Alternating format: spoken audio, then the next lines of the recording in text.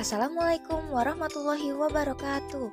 Halo teman-teman semua, kembali lagi bersama saya Dia Septiana dengan NPM 5021178 dengan Prodi Pendidikan Guru Sekolah Dasar Fakultas Ilmu Sosial dan Humaniora dengan mata kuliah Telaah Kurikulum dengan dosen pengampu Bapak Tio Gusti Satria, Magister Pendidikan. Baiklah, di pertemuan ke-6 kali ini kita akan membahas materi yaitu Elemen Kurikulum 2013, Kurikulum Darurat, dan Kurikulum Merdeka dengan cakupan materi yaitu Standar Kompetensi Lulusan SKL, Standar Isi, dan Standar Proses. Yang pertama yaitu Elemen Kurikulum 2013. Elemen perubahan kurikulum dari KTSP ke Kurikulum 2013 terdapat pada 4 domain yakni Standar Kompetensi Lulusan, Standar Isi, Standar Proses, dan Standar Penilaian. Perubahan terjadi sebagai jawaban terkait dengan faktor perkembangan penduduk Indonesia dilihat dari pertumbuhan penduduk di usia produktif. Selanjutnya yaitu Standar Kompetensi Lulusan Kurikulum 2013. Standar kompetensi lulusan adalah penjabaran pencapaian yang harus dimiliki oleh siswa setelah mengikuti proses pembelajaran. Penentuan SKL di Kurikulum 2013 mengacu kepada analisis kebutuhan dengan mempertimbangkan tantangan internal dan tantangan eksternal yang terjadi saat ini dan yang terjadi di masa yang akan datang. Setelah SKL dirumuskan, barulah diturunkan menjadi mata pelajaran atau struktur kurikulum. Standar isi yaitu merupakan materi yang harus diberikan kepada siswa untuk mencapai SKL. Pada standar isi ini, ada 3 kompetensi yang harus dicapai, yakni kompetensi sikap, pengetahuan, dan keterampilan.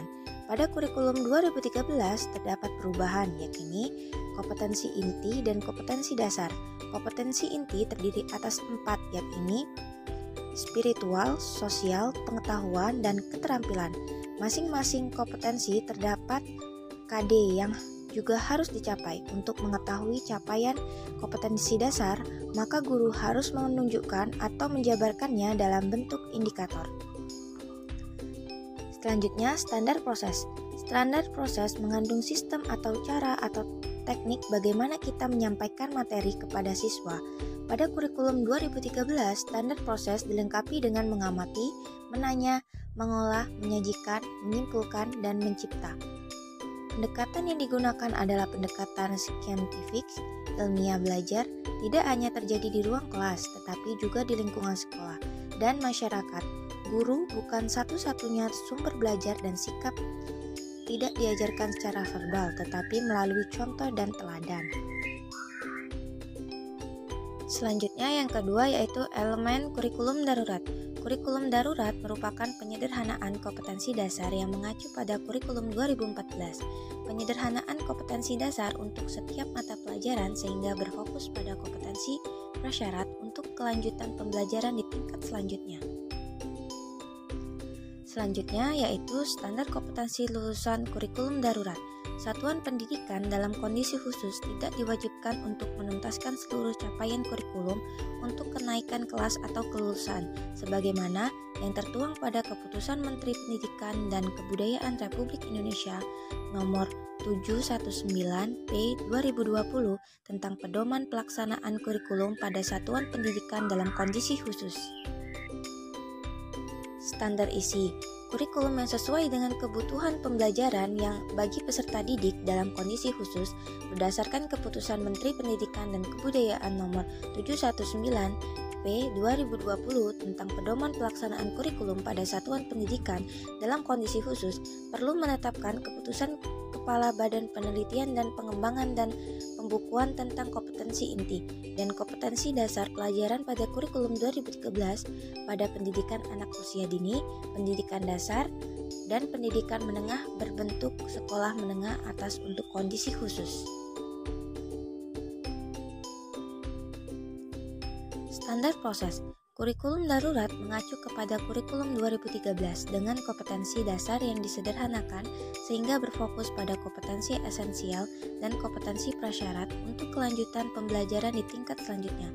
Selain itu, kurikulum darurat bertujuan untuk mengurangi beban pendidik dalam melaksanakan kurikulum nasional dan peserta didik dalam keterkaitannya dengan penentuan kenaikan kelas dan kelulusan.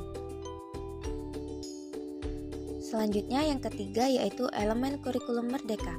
Kurikulum merdeka berbeda dengan kurikulum-kurikulum sebelumnya karena lebih sederhana dan mendalam, memberikan kemerdekaan bagi satuan pendidikan dalam mengembangkan serta menghadirkan sistem pembelajaran yang lebih relevan dan interaktif.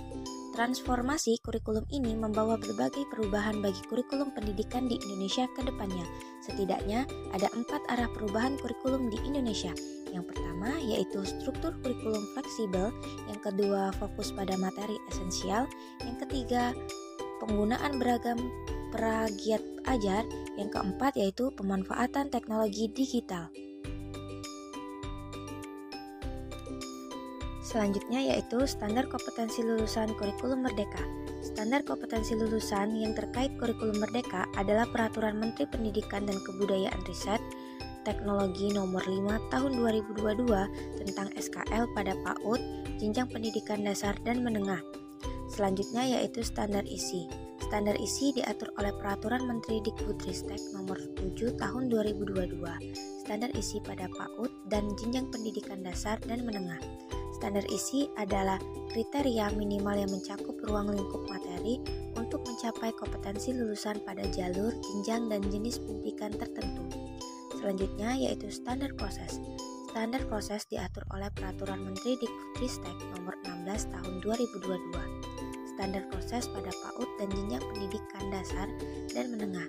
Standar proses adalah kriteria minimal proses pembelajaran berdasarkan jalur, jenjang, dan jenis pendidikan untuk mencapai standar kompetensi lulusan. Berikut 3 elemen kurikulum merdeka.